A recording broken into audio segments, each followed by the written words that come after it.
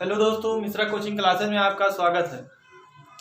जैसा कि मैंने पिछले वीडियो में आप लोगों को सेट थ्योरी के बारे में बताया था, जो बच्चे क्लास 11th में हैं वह वीडियो देखें और अपने ज्ञान को और बढ़ाएं, ताकि लॉकडाउन के बाद जब भी स्कूल खुले तो आपको क्लास में जो भी टीचर पढ़ाएं उसमें दिक्कत ना हो। बच्चों, जैसा कि मैंने पिछले वीडियो में कुछ बीच में ही बता रहा था, जिससे इलेक्ट्रॉनिक्स प्रॉब्लम की वजह से वीडियो स्टॉप हो गया था, तो मुझे वहीं छोड़ना पड़ा। अब मैं जहाँ पे आपको छोड़ा था वहीं से आगे आपको बताना शुरू करूँगा। तो बच्चों, जिसने भी मेरे चैनल को सब्सक्राइब नहीं किया है वो आप मेरे चैनल को सब्सक्राइब कर लीजिए और अपने दोस्तों के साथ शेयर कीजिए, ताकि और भी लोग इस वीडियो को देख सकें। दोस्तों, जैसा कि आप बोर्ड पर देख रहे होंगे, तो आज हम लोग इतने टॉपिक के बारे में डिस्कस करने वाले हैं, जैसा कि रियल नंबर का सेट होता है, इसके बाद इरेशनल नंबर का सेट होता है, इसके बाद कुछ इंपॉर्टेंट फैक्ट हैं, फिर टाइप्स ऑफ सेट हैं। जैसा कि मैं पिछले वीडियो में एकदम लास्ट में कुछ इंपॉर्टेंट सेट के बारे में बता रहा था, तो उसमें मैंने रियल पे रोक दिया था, इसके बाद टी लिखा था, फिर कहा था कि अभी बता रहे हैं। तो रियल नंबर के सेट को कैपिटल आर से शो किया जाता है। जैसे कि मैंने बताया था नेचुरल नंबर के सेट को कैपिटल एन से, वैसे रियल नंबर के सेट को कैपिटल आर से। जैसे कि 1 हो गया, 2 हो गया, 3 हो गया, -1 हो गया, -2 हो गया, 1/2 हो गया, 1/3 हो गया, √2 हो गया, √3, ऐसे डॉट डॉट जितने भी नंबर्स में आएंगे सब क्या होंगे? Real number. कहने का मतलब सभी प्रकार के नंबर किसमें आते हैं? रियल नंबर्स में। तो रियल नंबर के सेट को कैपिटल आर से शो किया जाता है। अगर कहीं भी ऐसे लिखा हुआ है x = 2n, मान लीजिए कहीं लिखा है x = 2n और यहाँ लिखा है n बिलोंग r, तो कहने का मतलब आप क्या समझेंगे कि n की वैल्यू आप रियल नंबर्स में से कुछ भी रख सकते हैं, यही इसका मतलब हुआ। इसके बाद बात आती है टी किसको डिनोट करता है? इरेशनल नंबर्स के सेट को। दोस्तों, आपने 10th में पढ़ा होगा कि प्रूव कीजिए कि √2 एक अपरिमेय संख्या है, मतलब इरेशनल नंबर। तो टी जो होता है वो इरेशनल नंबर्स के सेट को डिनोट करता है। जैसे √2, √3, √5, √6 जितने भी नंबर्स होते हैं ये सब क्या होते हैं? Irrational numbers. ऐसे नंबर जिन्हें p/q के फॉर्म में ना लिखा जा सके वे नंबर्स क्या होते हैं? Irrational numbers. और इरेशनल नंबर्स के सेट को किससे शो किया जाता है? टी से। ये तो बात थी कुछ इंपॉर्टेंट सेट की। जैसा कि मैंने पिछले वीडियो में 3-4 सेट के बारे में बताया था, आज 2 सेट बता रहा हूँ, तो टोटल 6 या 7 सेट मैंने बताया आपको। ये इंपॉर्टेंट सेट होते हैं। आपको जब क्वेश्चन लगाओगे तो इसमें ऐसे लिखा रहेगा कि n belong capital R, n belong capital n, तो वहाँ उसका यही मतलब होता है। तो आप कैसे जानेंगे कि n की क्या वैल्यू रखेंगे? तो इसी में से रखी जाती है। अब बात आती है कुछ इंपॉर्टेंट फैक्ट, जैसे कि इसकी जरूरत आपको क्वेश्चंस लगाने के समय पड़ेगी। जैसे कि हमने जब सेट की डिफिनेशन आपको बताया था तो उसमें एक वर्ड लिखा था वेल डिफाइंड, मतलब सुपरिभाषित। तो वेल डिफाइंड का मतलब यही होता है कि किसी भी सेट में जो सेट के एलिमेंट्स हो वो एक वेल डिफाइंड होने चाहिए। कहने का मतलब आप उसको परिभाषित कर सके। जैसे कि हमने कह दिया कि दुनिया के 10 सबसे अच्छे क्रिकेटरों का सेट बनाइए, दुनिया के 10 सबसे अच्छे क्रिकेटरों का सेट बनाइए, तो ये पॉसिबल नहीं है कि कोई कितना अच्छा क्रिकेटर है। कहने का मतलब कोई कितना अच्छा क्रिकेटर है इसकी कोई पॉसिबिलिटी नहीं है। इसलिए जो अच्छा शब्द है यही इंपॉर्टेंट फैक्ट है यहाँ पे। कहने का मतलब अच्छा शब्द डिफाइन नहीं किया जा सकता कोई कितना अच्छा है, इसलिए ये हमारा सेट नहीं बनेगा। ऐसे अगर मैंने कह दिया कि दुनिया के 10 सबसे खतरनाक जानवरों का सेट बनाइए, तब भी नहीं बनेगा, क्योंकि खतरनाक कोई कितना खतरनाक है ये भी नहीं इसको डिफाइन किया जा सकता। ऐसे आ गया मुंशी प्रेमचंद द्वारा 10 सबसे फेमस जो उनके राइट बुक्स हैं उनके एक सेट बनाइए, तो इसका भी कोई सेट नहीं बनेगा, क्योंकि आप कोई ये नहीं कह सकता कि ये इतनी फेमस है, ये इतनी फेमस है। तो कहने का मतलब फेमस, प्रतिभाशाली, अच्छा, बुरा, बेईमान, ये सब जितने भी वर्ड्स होते हैं ये हमारे सेट थ्योरी में इन्वॉल्व नहीं है। कहने का मतलब इनको मिलाकर कभी सेट बनाया नहीं जा सकता। आप जब एनसीईआरटी बुक के या कोई भी बुक का पहली एक्सरसाइज का जब क्वेश्चंस करेंगे तो वहाँ पे ये क्वेश्चन पाए जाएंगे, तो वहाँ भी इनकी ज़रूरत पड़ेगी।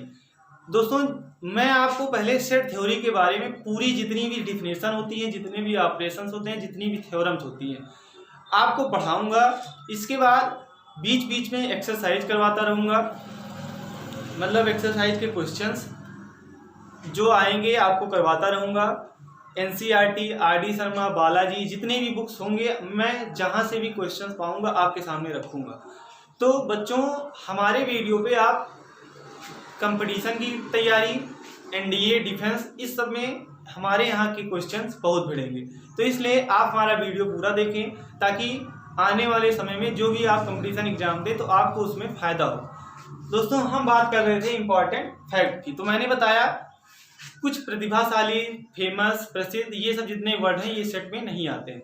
इसके बाद बात आती है types of set. Types of set मतलब सेट, समुच्चय कितने प्रकार के होते हैं।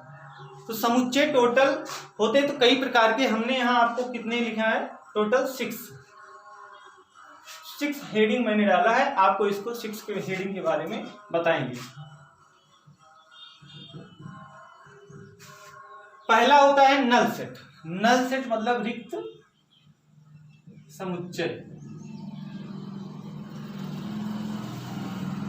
दोस्तों ऐसा सेट जिसमें कोई भी एलिमेंट ना पाया जाए उसे क्या कहते हैं, रिक्त समुच्चय। कहने का मतलब अगर हमने कह दिया कि नंबर 3 नेचुरल नंबर, 3 और 4 के बीच की नेचुरल नंबर्स का सेट, 3 और 4 के बीच की नेचुरल नंबर का सेट, तो आप जान रहे हैं कि 3 और 4 के बीच में कोई भी नेचुरल नंबर नहीं पाई जाएगी, तो ऐसा सेट जो होगा वो हमारा क्या होगा, रिक्त समुच्चय या नल सेट। इसी को इम्पटी सेट भी कहा जाता है, इम्पटी सेट भी कहा जाता है। इसके बाद बात आती है, हाँ, नल सेट को फाई से डिनोट किया जाता है। नल सेट को किससे डिनोट किया जाता है, फाई। कहने का मतलब कहीं भी ऐसे लिखा है तो आप क्या जानेंगे ये कैसा सेट है, नल सेट। कभी भी ऐसे लिखा हो तो ये नल सेट नहीं होगा, क्योंकि फाई यहाँ एक एलिमेंट हो जाएगा, तो ये हमारा नल सेट होगा। इसके बाद नल सेट को एक और ऐसे भी डिनोट करते हैं, कहने का मतलब 2 कर्ली ब्रैकेट जिसमें बीच में कोई भी एलिमेंट ना हो। अब बात आती है कुछ, हाँ, जो फाई होता है या एक यूनिक सेट होता है। कहने का मतलब ये हर सेट में इन्वॉल्व होता है, जितने भी प्रकार के हम सेट लिखेंगे तो उसमें फाई सेट इन्वॉल्व होता है। तो फाई सेट किसे कहते हैं, ऐसा सेट जिसमें कोई भी एलिमेंट ना पाया जाए वो हमारा क्या होगा, नल सेट। इसके बाद बात आती है सिंगलटन सेट। सिंगल शब्द से ही स्पष्ट है, ऐसा सेट जिसमें केवल एक एलिमेंट पाया जाए वो क्या कहलाएगा, सिंगलटन सेट, एकल समुच्चय। तो कहने का मतलब जैसे हमने लिख दिया 3 और 5 की नेचुरल नंबर्स के बीच का सेट, 3 और 5 के बीच की नेचुरल नंबर्स का सेट, तो इसमें क्या आएगा, सिर्फ 4। हम कह दें कि भारत देश के प्रधानमंत्री का सेट, तो आप भी जान रहे हैं कि भारत में केवल एक ही प्रधानमंत्री होगा, तो ऐसे सेट हमारे क्या होंगे, सिंगलटन सेट। इसके बाद बात आती है फाइनाइट सेट। फाइनाइट सेट क्या होता है, ऐसे सेट जिसमें नंबर ऑफ एलिमेंट डिफिनिट हो, मतलब जिसमें एलिमेंट्स की संख्या डिफिनिट हो, निश्चित हो कि हाँ इतने ही एलिमेंट इसमें पाए जाएंगे, तो ऐसे सेट हमारे क्या कहलाएंगे, फाइनाइट सेट या परिमित समुच्चय। इसके बाद बात आती है इनफाइनाइट सेट, तो उसी का जस्ट उल्टा, ऐसे सेट जिसमें नंबर ऑफ एलिमेंट डिफिनिट ना हो, कहने का मतलब निश्चित ना हो, ऐसे सेट जिसमें नंबर्स ऑफ एलिमेंट निश्चित ना हो कितने एलिमेंट हैं। जैसे हमने लिख दिया 1 2 3 ऐसे डॉट डॉट, तो इसमें ये नहीं पता कितने एलिमेंट हैं, क्योंकि आगे डॉट डॉट लिखा पता नहीं कहाँ तक है, तो ऐसे सेट हमारे क्या हुए, इनफाइनाइट सेट, मतलब अपरिमित समुच्चय। कहने का मतलब अगर डॉट डॉट लगा रहेगा तो वो इनफाइनाइट सेट, अगर डॉट डॉट नहीं लगा है तो वो फाइनाइट सेट। इसके बाद बात आती है इक्वल सेट। इक्वल सेट क्या होते हैं, ऐसे दो सेट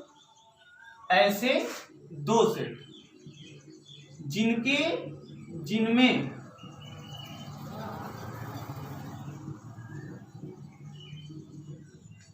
ऐसे दो सेट ए और बी एक दूसरे के इक्वल होंगे इफ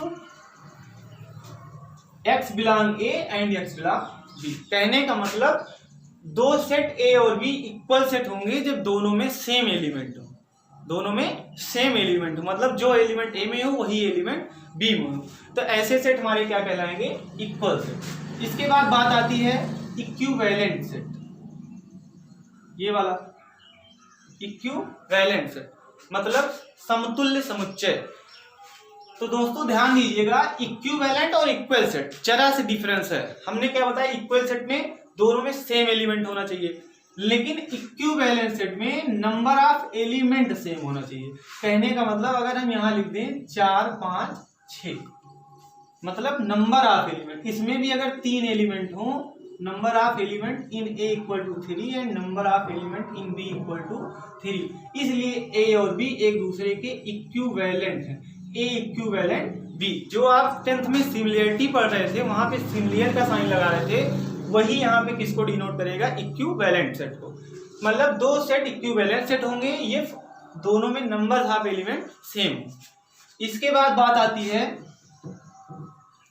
कार्डिनल नंबर, कार्डियल नंबर। हमने जो अभी बताया इक्विवेलेंट सेट में दो सेट ए और बी इक्विवेलेंट होंगे इफ दोनों में नंबर ऑफ एलिमेंट सेम हो, तो वही हम जो कह रहे हैं नंबर ऑफ एलिमेंट, इसी को कहा जाता है कार्डियल नंबर। मतलब इसी को कहा जाता है कार्डियल नंबर, और ये किसी सेट की कार्डिनलिटी प्रॉपर्टी होती है। कहने का मतलब अगर सेट ए में 3 एलिमेंट हैं तो इसका कार्डियल नंबर कितना है? 3। मतलब किसी सेट में कितने एलिमेंट हैं वो कार्डियल नंबर बताता है। अब इसके बाद एक बात और बता दें, इक्वल सेट और इक्विवेलेंट सेट। इक्वल सेट और इक्विवेलेंट सेट, तो जितने भी इक्वल सेट होते हैं वो इक्विवेलेंट सेट होते हैं। जितने भी इक्वल सेट होते हैं वो इक्विवेलेंट सेट होते हैं, लेकिन ये जरूरी नहीं है कि जो हम बोल रहे हैं इसका कन्वर्स हो। कहने का मतलब ये जरूरी नहीं कि जितने इक्विवेलेंट सेट हों वो इक्वल सेट हों। दोस्तों हमने इतने सेट के बारे में आपको बताया, ये सेट की डिफिनेशन और नोट्स आप इसको बना लीजिए, बहुत ही सिंपल। हमें लगता है कि हम ये सब बताए हुए सेट आपको समझ में आ गए होंगे। अब नेक्स्ट वीडियो में इसके आगे की बात करेंगे, इसके आगे की एक्सरसाइज जो भी होगा वो हम आपको बताएंगे। Thank you for watching my video. आप अपने दोस्तों के साथ शेयर कीजिए, लाइक कीजिए और कमेंट कीजिए। Thank you.